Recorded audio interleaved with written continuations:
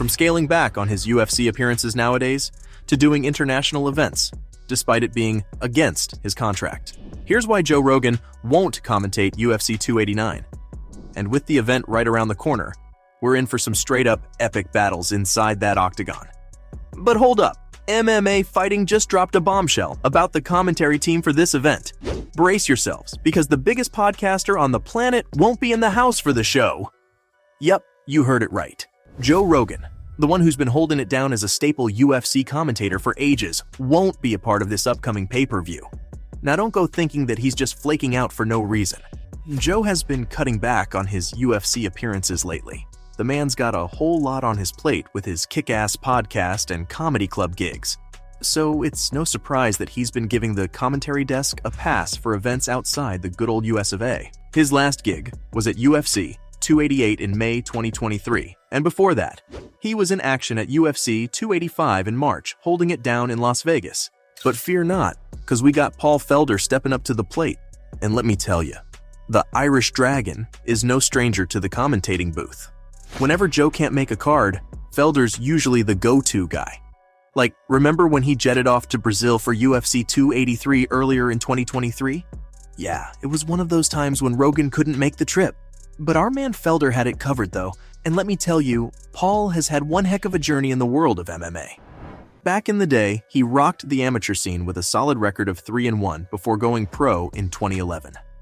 This dude mostly fought in the mid-Atlantic states, repping hard for his home turf. Cage Fury Fighting Championships were his jam, and he even became their lightweight champion, snatching the title with a second-round knockout of Mark Stevens. Talk about dominance, right? He defended that belt once too, with a second-round knockout of Craig Johnson. The UFC took notice and signed him up in August 2014. Once he entered the promotion, Felder left his mark with a 17-6-0 record, including 10 whole knockouts and 1 submission. This dude could throw down. At his peak, he even climbed as high as number 6 in the UFC lightweight rankings. People loved his aggressive fighting style and his knack for finishing fights. Plus, he had that charm and personality which made him a fan favorite. But sadly, all good things must come to an end. And in 2022, Felder decided to hang up his gloves and retire. His injuries and desire to spend quality time with his fam were among the reasons he called it quits.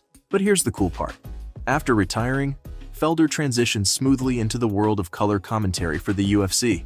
This dude knows his stuff. Fans love his insightful commentary and the ability to break down fights in a way that anyone can understand. Sure, some people may not vibe with Paul's style, but let me tell you, this guy's a top-notch commentator. He's been one of the most successful fighters turned commentators in the past decade, and always brings his A-game to the table. Felder, a man of many talents, has been making moves both in and out of the octagon.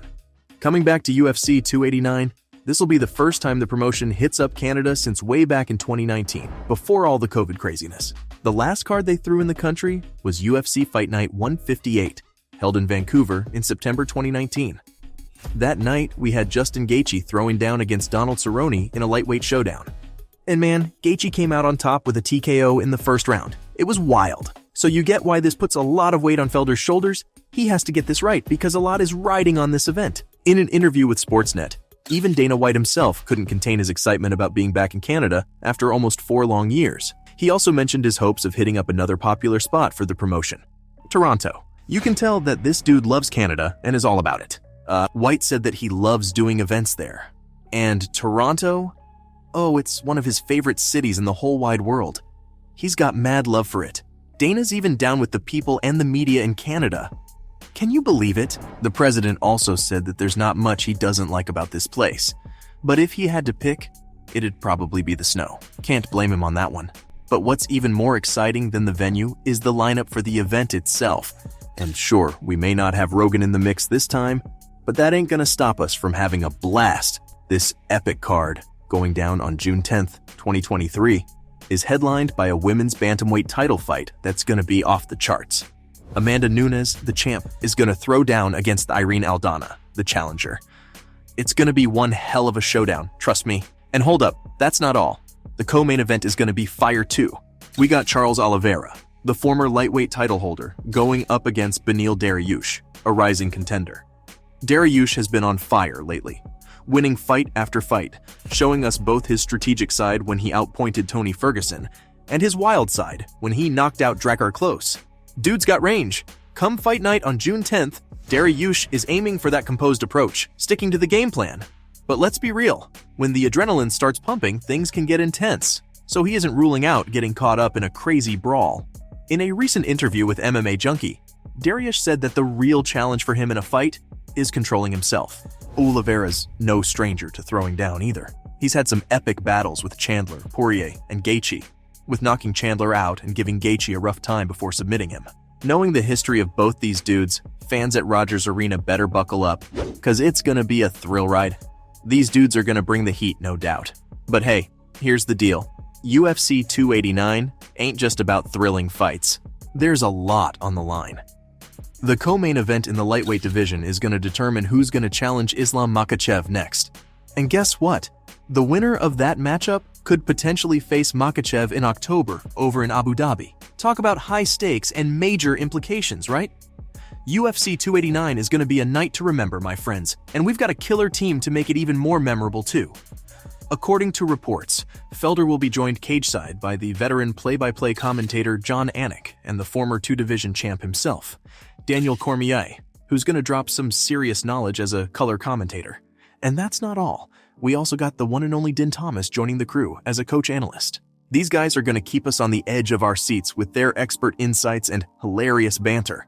And also, we can't forget about the amazing Megan Olivi, the journalist and UFC correspondent extraordinaire. She's going to take charge of the roving reporter duties, bringing us all those juicy backstage moments. Not only that, she'll be conducting the pre- and post-fight interviews as well, while keeping us in the loop with real-time event updates. This gal knows how to deliver the goods, and she's going to keep us hooked throughout the entire event. UFC 289 is going to be one wild ride, with this awesome commentary squad and Olivi bringing us all the inside scoop. All things said, it's still a bummer not having the legendary combat sports figure and podcast host with us though. Plus, he wasn't always against the idea of going out of the US for a fight. For instance, did you know that Rogan did stick around for UFC 240 up in Edmonton, Alberta back in 2019? We gotta give him props for that, since Joe doesn't really do international events because it isn't part of his contract. And for this latest trip to the Great White North, Rogan's finally exercising his contractual rights. Well, we can't blame him for this. We know that Joe's a content-creating machine. This dude was doing over 12 fights a year and juggling that intense schedule with touring for stand-up comedy gigs and running the most successful podcast on the planet. That's a next-level balancing act right there. No wonder he's talking about having workload issues since way back in 2016. So him finally signing off was a long time coming, and we gotta respect that. But hey, the show must go on, right? Even though Rogan hasn't been very direct about addressing this, it's pretty clear that Joe won't be in the house for UFC 289. So, there you have it. From international events being against his contract, to him cutting back on his UFC appearances, that was why Joe Rogan won't commentate UFC 289.